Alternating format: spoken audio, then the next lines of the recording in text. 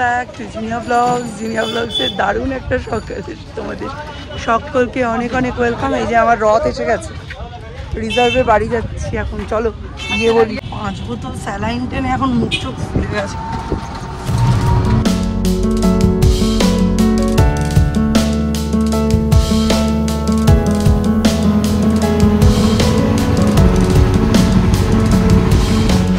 আজকে একেবারে সকাল 8টা থেকে এরম ছিচকা দুনে বৃষ্টি আরম্ভ হয়েছে। কালকে জামাইবাবু যখন খবর শুনছিল তখনই শুনেছি যে এই সপ্তাহটা নাকি এরমই বৃষ্টি হবে। সেরম হলে সৌর্য এই সপ্তাহটা গ্যাপই দেবে। মিস্টার বিশ্বাস অফিসে বেরোবেন, কিন্তু সৌম্য বেরোবে কিনা বোঝা যাচ্ছে না। একবার বলছে যাব, একবার আকাশের দিকে তাকিয়ে বলছে যাব না, আমায় 6 ঘন্টা তাহলে ভিজে জামা কাপড়েই থাকতে হবে। আর সৌর্যকে তো পাঠাবো না। জামাইবাবু যখন গেল একদম ক্লিয়ার আকাশ ছিল, কিন্তু মৌ আর দিদি যখন গেল সাংঘাতিক বৃষ্টি হচ্ছিল। আবার এখন একটু গ্যাপ দিয়ে আবার বৃষ্টি নামলো ঠিক সৌম্যর স্কুল যাওয়ার সময়। হালকা একটা বৃষ্টি পড়ছে, খুব একটা বেশি না। বৃষ্টি তো হবে। বৃষ্টি তো দরকারও আছে। হ্যাঁ, তুমি এমনি ভেজিয়ে দাও, আবার কি দিতে আসছো?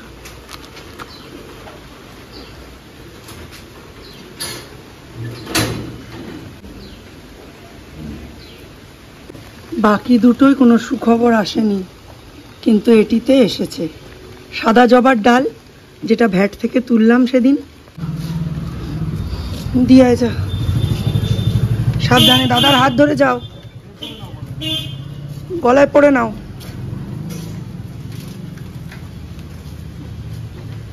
আজকে কিন্তু একবার ছাদে যেতেই হবে। ছাদে ড্রেনের মুখটা পরিষ্কার করতে হবে, গাছেরগুলো দেখতে হবে কোনোটায় জল জমে আছে কিনা।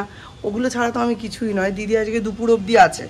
সেদিন দিদি লাস্ট আমি ব্লগ করেছিলাম সুস্থভাবে, সেটা হচ্ছে সোমবার। আজকে হচ্ছে বুধবার, ঠিক আছে। সোমবার ওকে স্কুলে পাঠানোটা তোমাদের দেখিয়েছিলাম। তারপর ওকে স্কুল থেকে আমি আনতে গেছি, তাড়াতাড়ি নিয়ে চলে এসেছি। তারপরেই আমার শরীরটা আস্তে আস্তে খারাপ হচ্ছিল হচ্ছে পেটে ব্যথা, প্রচণ্ড গ্যাসের ব্যথা হচ্ছিল, আর তার সাথে বমি হচ্ছিল। এবং বমির সাথে সাথে আমি না ওআরএস নিয়েও কনজিউম করে ওটা রাখতে পারছিলাম না। 1 ছিপি ওআরএস খেলে 1 ছিপি বমি হয়ে যাচ্ছিল। তো আমি তখন ডিসিশান নিই, দীপ একা রয়েছে বাড়িতে আমার সঙ্গে, দীপ খুব টেনশনে পড়ে যাচ্ছে, এরকম থাকাও মানে উচিত হবে না। তো এতে সবথেকে ভালো হবে যে কিছু হয়ে গেলে দীপ কিছু করতে পারবে না। তো সবথেকে ভালো হচ্ছে ঘরের কাছে হসপিটাল আছে। এই সমস্ত এমার্জেন্সি হলে সবসময় ফার্স্ট প্রেফারেন্স টু আমাদের নৈহাটি স্টেট জেনারেল হসপিটাল। হ্যাঁ, আমরা অনেকের কাছে শুনেছি পরিষেবা খারাপ, নোংরা, অপরিচ্ছন্ন, কিন্তু প্র্যাকটিক্যালি বলতে গেলে আমার সেসব কিছুই মনে হয়নি। কাল পরশু 2 দিন তো ছিলাম, কিচ্ছু মনে হয়নি। হসপিটাল নার্সিংহোম হবে না, আর নার্সিংহোম কোনো দিনই হসপিটালের মতো কুইক ফ্যাসিলিটি দিতে পারবে না। এটা একদম জানা শোনা প্রবর্ধিত ইয়ে। হ্যাঁ, কোনো হসপিটাল বেটার, কোনো হসপিটাল ওয়ার্স, এরকম হতে পারে, but hospital should be hospital. সেখানে একদম বেসিক লেভেল, গ্রাসরুট লেভেল, নিম্নবিত্ত মানুষরা আসেন, তাদের পরিবার পরিজনরাও নোংরা করেন। সুতরাং একটা মানুষের পক্ষে, একটা অথরিটির পক্ষে কতটা সেটাকে ঠিক করে রাখা সম্ভব, খুবই কম। তো যাই হোক, তবু নয়টি হসপিটাল ভীষণ ভালো কাজ নিয়েছে। আমি মোটামুটি 5টার সময় এখান থেকে রাজুদাকে নিয়ে আর দীপকে নিয়ে বেরিয়ে গেছি। রাজুদা আমাদের পাশের বাড়িতেই থাকেন। আমাদের পাড়ার সমস্ত এই ধরনের হেলথ হ্যাজার্ডে আমরা রাজুদাকে পাশে পেয়েছি, চিরকালই পেয়েছি। তো আমি সবার প্রথম ফার্স্ট ওনার নামটাই মনে আসে। মিস্টার বিশ্বাসকে জানালে উনি কনফিউজ হয়ে যাবেন, অত দূর থেকে কিছু করতেও পারবেন না, সেই জন্য আমি জানাইনি। রাজুদাকে নিয়ে, দীপকে নিয়ে আমি টোটো করে চলে যাই হসপিটাল। ওখানে এমার্জেন্সিতে দেখানোর সঙ্গে সঙ্গে উনি বলেন খুব ভালো করেছেন যে আপনি এক্ষুনি অ্যাডমিট হয়ে যাচ্ছেন, ওরালি যখন নিতে পারছেন না তখন আপনাকে স্যালাইন নিতেই হবে। হ্যাঁ, তাতে কোনো অসুবিধা নেই।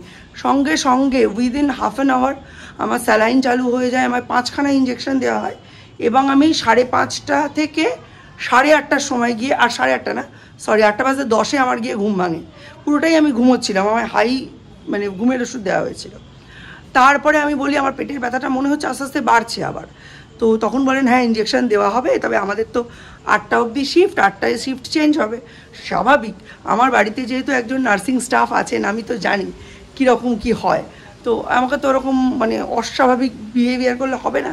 আই কন্ট্রোল, কিন্তু ওনাদেরও অনেক পেশেন্ট থাকে, দেখা দেখি থাকে, আমার থেকেও এমার্জেন্সি এমন অনেক পেশেন্ট আছেন। এই করতে করতে বেজে যায় 9:45। 9:45টার সময় আমি বলি আমি প্রচণ্ড ব্যথা হচ্ছে, আমি আর সহ্য করতে পারছি না। তখন ওনারা একটা ইঞ্জেকশন, হ্যাঁ আসছি বলে একটা ইঞ্জেকশন পুট করে।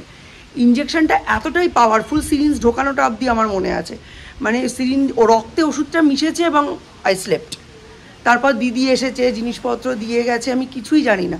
দিদি সেই দিন সৌর্যকে যখন আমি স্কুলে পাঠাচ্ছি সোমবারই 1টার সময় নৈহাটি থেকে কালনা গেছে, গিয়ে বাড়ি পৌঁছেছে 4:30। 4:30 থেকে 6টা অবধি দিদি কালনায় ছিল। 6টার সময় যা ব্যাগ থেকে বের করেছিল সেগুলো আবার ব্যাগে ভরে দিদি চলে এসছে। আজকে দিদি যাবে বুধবার, সোম হাফ ডে, মঙ্গলবার বুধবার এই পুরোটাই আমাদের এখানেই কাটলো। মানে দিদি এখানে রান্না বান্না করছে, সৌম্য আজকে স্কুলে গেল। আমি আজকে থেকে একটু রিকভারি করে গেলে আমি যেতে পারবো, কিন্তু সকাল থেকে নো কেস অফ রিকভারি, কোনো কিছুই হচ্ছে না, ব্যথা নেই, বমি নেই, কিন্তু আমি স্বাভাবিক সুস্থও নই। আজকে প্রায় টানা 2.5 দিন পর, 2-2.5 দিন পর আমি ক্যামেরার সামনে। কালকে একটুখানি করেছিলাম, আজকে আবার একটুখানি। তবে এই কদিন যে কটা করা ব্লগ ছিল সেগুলোই তোমাদের দিয়েছি। এই জন্যেই আমাদের ডেলি ব্লগটা চালিয়ে যেতে হয়, যাতে যদি কোনো মিসঅ্যাপ হয় তাহলে কিন্তু ব্লগিংটা বন্ধ থাকবে না, চ্যানেলে এভরিডে ব্লগ আসবে। তাই এত অসুস্থতা সত্ত্বেও ব্লগটা চালিয়ে যেতে পেরেছি, এটা সকলের তোমাদের ভালোবাসা আর আমার খাট্টি, এটাই বলতে চাই। যতই শরীর অসুস্থ থাক না কেন, জীবন আছে, জীবনের দামও আছে, এটাই প্রমাণ করে। শত স্ট্রাগলের পরেও আমার গাছ ফুলে ভরে উঠেছে। কোথায় গেছিলেন আপনি? ওষুধ আনতে। সকালে একটাই চলছে এখন, ওষুধ, হসপিটাল, বাড়ি। এই ওষুধ নিয়ে এলাম। তোমার ফেভারিট নাকি? ওষুধ খেতে ডাকছে, আসছি। মাথায় হসপিটালওয়ালাদের তেল দেওয়া, এইরকম তেলটা নেবে, নিয়ে থপ থপ থপ।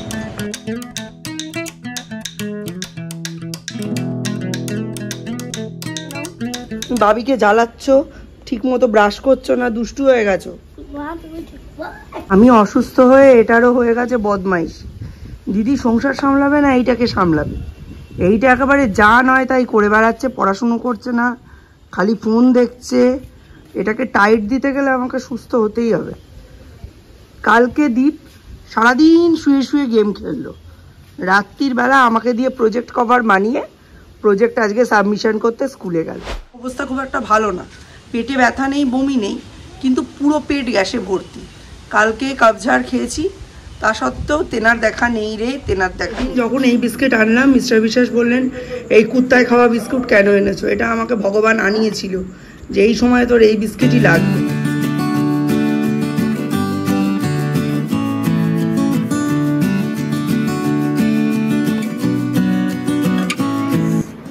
বউকে দেখিয়ে দেখিয়ে লুচি আর রাজমা খাচ্ছে। বউয়ের হুইট খাওয়া বারণ, মিল্ক খাওয়া বারণ, তাই দেখিয়ে দেখিয়ে রাজমা আর লুচি খাচ্ছে। সকাল সকাল সুন্দর ব্রেকফাস্ট। রবিবারের পরে আজকে বুধবার, মাছ এসেছে বাড়িতে, অথচ আমার মধ্যে কোনো উৎসাহ নেই। গায়ের জোর আছে, নেই তা বলবো না, মনের জোর তলানিতে। ছোটোখাটো কাজগুলোই দিদি আমায় দিয়েছে, যাতে একেবারে বসে থাকলে তো এই সমস্যা কোনোদিনই মিটবে না, আর আমাকে তো আলটিমেটলি করতেই হবে। তাই এগুলো দিয়ে আপাতত মানে হাতটা পাকাচ্ছি, এরপরে আবার একটু গরম জল খাবো, দেখি।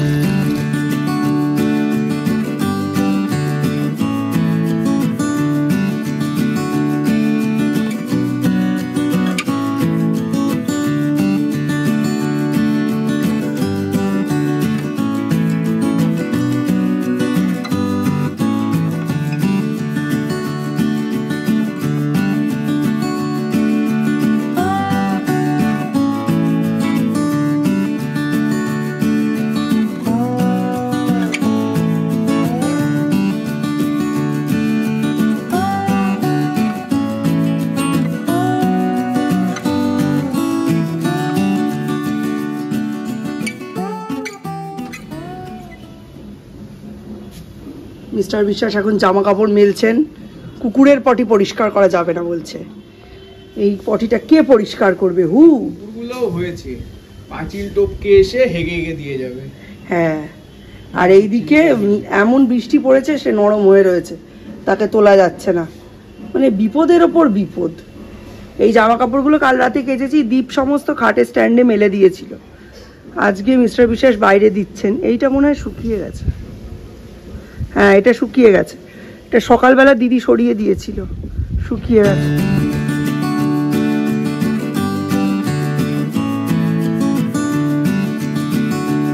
বাড়ির কর্তি অসুস্থ হলে কর্তাকে সব করতে হয়, কি আর করা যাবে। অফিস কামাই করে কাপড় বেলছি, কিছু করার নেই। আলুগুলো শুকিয়ে গেছে, আলুগুলো তুলতে হবে। দেখেছো, এই ভিজে অবস্থায় তুলে রাখলে ব্যাস সব পচে যাবে। এমনি সবজি অর্ধেকের বেশি পচে যাচ্ছে। আর এই টুকটুক করে আনবে এত লোক কোথায়? এদিকে বাজার চলছে ভাঙা ভাঙি, সব বাজার দোকান সব ভেঙে দিয়েছে।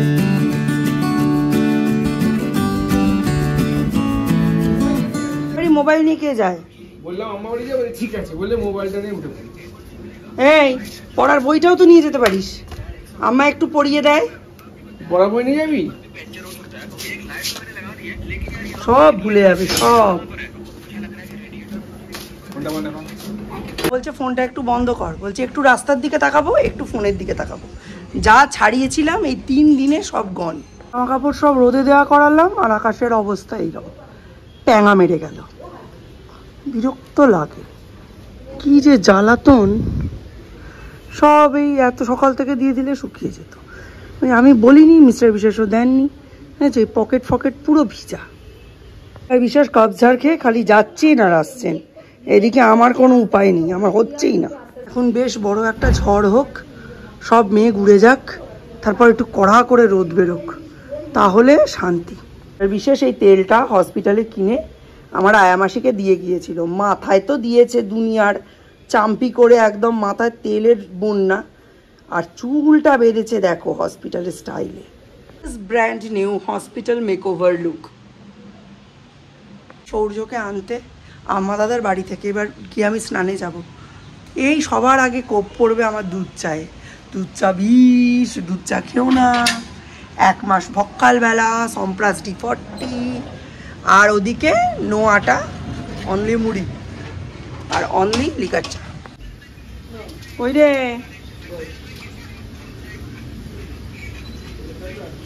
এই 3 দিনে যা মোবাইল দেখা বাড়িয়েছে আর বলার কথা না। 9 তারিখে খাতা দেখাবে পরীক্ষার, এই হাফ ইয়ারলি পরীক্ষার খাতা দেখাবে 9 তারিখ। বললো ভাতটা উদলে গেলেই বন্ধ করে দিতে, একটু স্ট্যান্ডিং টাইম দিতে। তো এখানেই আমি রয়েছি, দিদি গেছে স্নানে। আর এখানে দিদি সমস্ত রান্নাবান্না করে ঢাকা দিয়ে রেখেছে। এইটা হচ্ছে পাকা পটল ভাজা, সব বললাম না নষ্ট হয়ে যাচ্ছে, পচে যাচ্ছে, পেকে যাচ্ছে। এটা হচ্ছে পেঁয়াজ দিয়ে কুমড়ো আর উচ্ছে ভাজা। এখানে ডাল, ঠিক আছে, আমি ডাল আর মাছটাই খাবো। আর এখানে রয়েছে ঝিঙে আলু পোস্ত, মানে যা সবজি ছিল দিদি সব রেঁধে ফেলেছে। গাজর দিয়ে মুসুরির ডাল। আর এইখানটা এই যে, আর এইটার মধ্যে একটাতে রয়েছে মাছের ঝোল। ও না, এটা হচ্ছে পুঁই ডাঁটা দিয়ে চচ্চড়ি, আর নিচে হচ্ছে মাছের ঝোল। চলো, এই হচ্ছে আজকের রান্না বান্না, যেটা আজকে রাত্রির বা কালকে সকাল অবধি চলবে। কারণ আমি মাছের ঝোল আর ডাল ছাড়া কিছুই খাচ্ছি না। অখাদ্য তেল আমায় কিনে হসপিটালে দিয়ে এসছে, সেইটা মেখেছি। এখন বলছে পুরো গন্ধ গোকুলের মতো গন্ধ বেরোচ্ছে। কি খারাপ গন্ধ! এমন কিছু খারাপ না, নিহারের গন্ধ ভালোই, ওর চড়া গন্ধ হলেই ওর খারাপ লাগে, কি জানি কেন। আমার গলা অবধি গুলিয়ে উঠছে।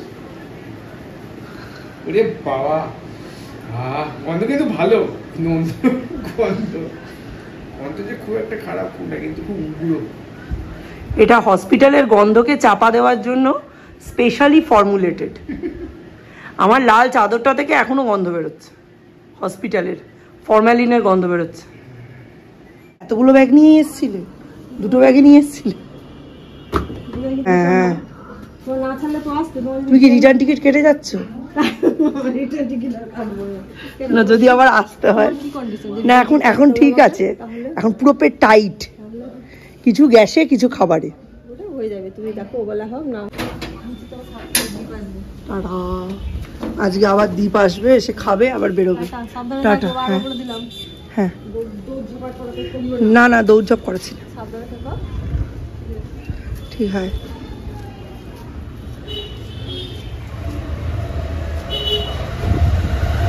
চলো আজকের মতো ব্লগটা এখানেই এন্ড করলাম, দেখা হবে নতুন একটা ব্লগে, ততক্ষণের জন্য tata, bye bye. Wish me for quick. Check the mic and make sure it sound right, boys.